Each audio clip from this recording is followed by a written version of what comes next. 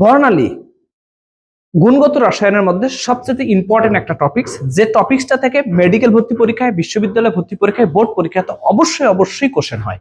সেই টপিকসটা আমরা একটু জাস্ট একটা মিনিটের মধ্যে আমরা একটু পড়ে নেব। চলো আমরা একটা দেখবো বর্ণালীর প্রকারভেদগুলো। বর্ণালীকে আমরা নরমালি তিন ভাগে ভাগ করি। একটাকে বলি পারমাণবিক বর্ণালী, একটাকে বলি আণবিক বর্ণালী, আর একটাকে বলি নিরবিচ্ছিন্ন বর্ণালী। তাহলে এই বর্ণালী হচ্ছে মোট তিন প্রকার। আমরা পারমাণবিক বর্ণালী পাই, আণবিক বর্ণালী পাই এবং কি পাচ্ছি, নিরবিচ্ছিন্ন বর্ণালী পাচ্ছি। তাহলে পারমাণবিক বর্ণালীকে ভাগ করলে আমরা আরো দুইটি বর্ণালী পাই। একটাকে বলি আমরা আলোক বিচ্ছুরণ বর্ণালী, একটাকে আমরা বলি শোষণ বর্ণালী। যেটা আমাদের আলোক বিচ্ছুরণ বর্ণালী বলা হয়, এই আলোক বিচ্ছুরণ বর্ণালীতে আলোগুলো ছড়িয়ে যায় তথা বর্ণালীগুলো নির্গত হয়, এখান থেকে বর্ণালীগুলো নির্গত হয় বা বেরিয়ে আসে। আর শোষণ যেখানে হবে সেখানে শোষণ করা, অর্থাৎ এটাকে আমরা কালো বর্ণালীও বলতে পারি।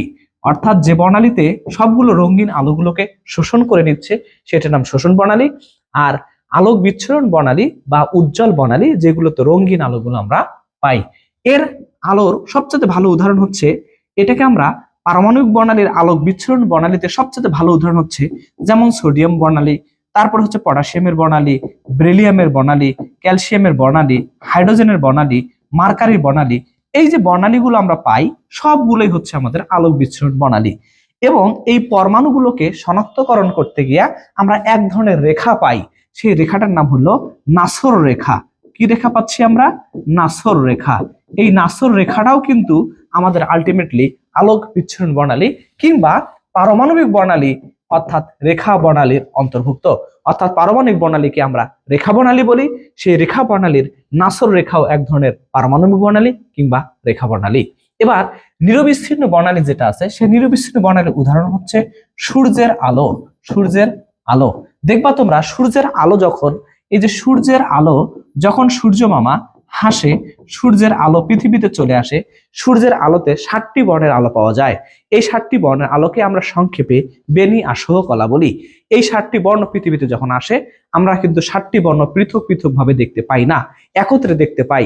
এই জন্য এই 7টা বর্ণ একখানে মিশ্রিত থাকে, তাই এদেরকে আমরা নিরবিচ্ছিন্ন বর্ণালী বলি। আর এদিকে আণবিক বর্ণালী যেটা আছে, আণবিক বর্ণালীগুলোকে মোটামুটি 6টি ভাগে ভাগ করা যায়।